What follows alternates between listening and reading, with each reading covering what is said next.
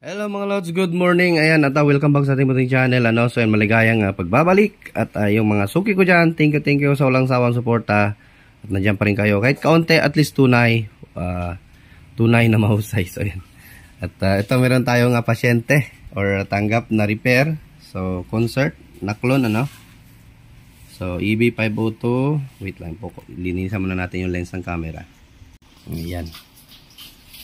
Parang walang nangyari Ayan, EB502B.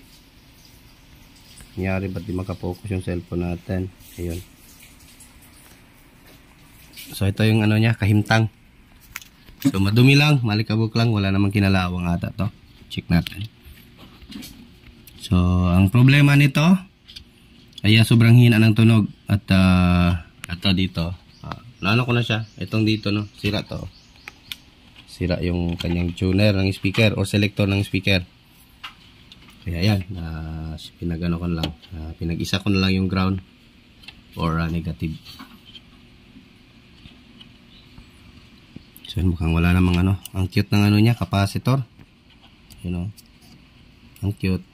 Laki nung bilog sa board pero yung capacitor. So palitan natin to.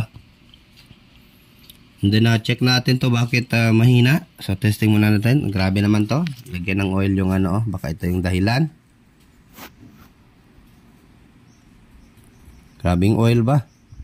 Unlimited siguro sa oil. So yan, yung pala, yung Yamaha natin nilaban ko muna. Doon pinapatuyo ko pa. So ito muna, singit kasi kailangan to mamaya. So yan, bago natin ito simulan mga lods ay baka hindi ka pa nakasubscribe dyan, pasubscribe na sa ating munting channel at pakita notification bell at ilagay sa all para laging updated. So yan, bago nyo lisanin yung ating channel, yung mga hindi type ang ating content pero may gustong manood, ayan, pa-subscribe na, mag-iwan na ng bakas, So ayan, continue tayo. So repair lang to, wala namang wala namang masyadong damage na parts. So capacitor lang at yung problem niya na mahina. So testing natin. Mga lods, testing natin. Ito, may speaker na tayo nilagay. Ayun pumipitik agad yung natin, relay. So tignan natin kung bakit to. Taas tong na to. So yan, malakas naman pala to.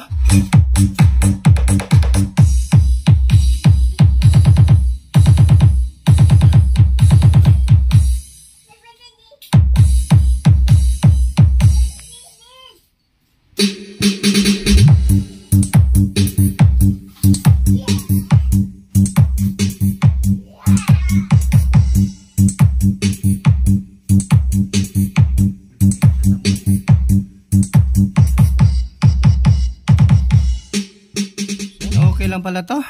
So anong gagawin natin dito? Wala namang kalawang, goods na pa naman So lilinisan na lang natin to and then singilin na lang natin ang labor So ito, singilin na lang. Palitan natin ng capacitor na medyo malaki Linisan na lang natin to and then bigay natin ulit. And then treat ko na rin para tatagal pa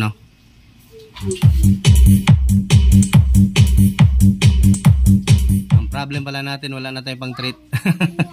Naubos na pala, ginamit ko kahapon.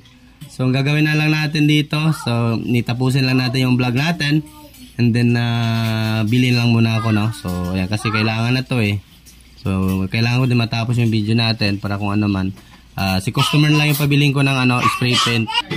So ayan, continue lang tayo. Linisan ko muna tong board na to. Okay lang pala to, walang problema. Tanggalin lang natin tong oil dito kasi pangit tignan, parang parang motor.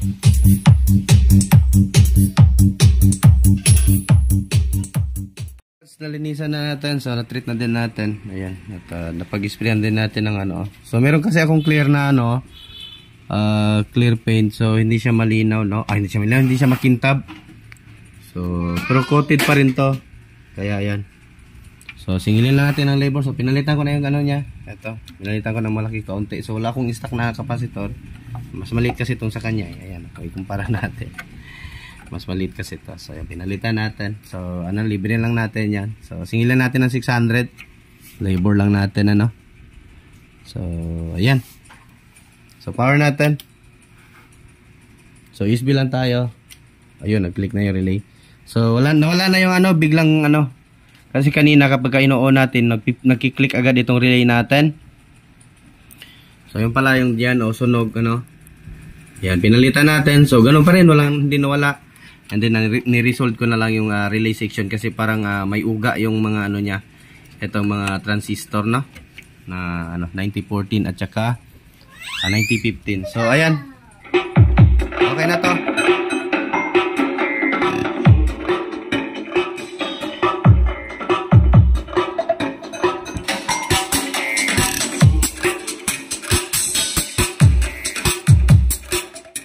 So ayan, malakas na. Yun o. Gagalaw-galaw yung ano natin.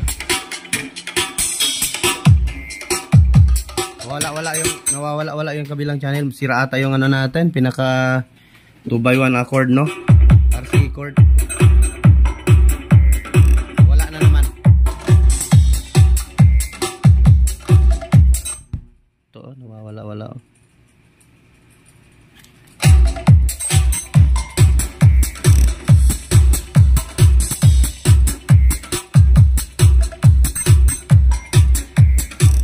Ayan, lakas na.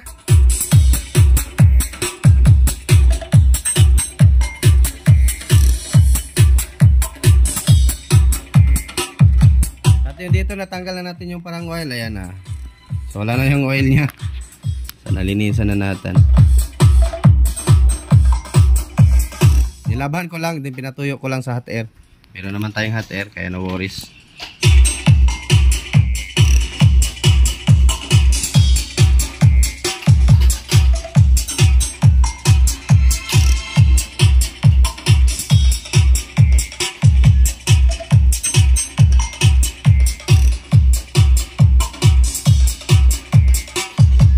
Kaya baka may gustong magpapa-shoutout dyan or magpapatap ng pangalan, just comment down below lang no sa ating comment section.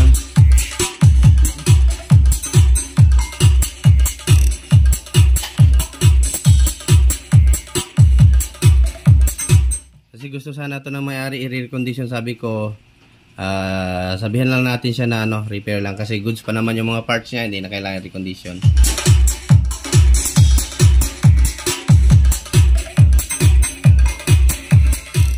Kondisyon pa naman yung tunog niya. So ayan, di na siguro natin masyado pabain. At done naman na tayo, no? So ayan, until next video natin, marami pa tayong gagawing amplifier.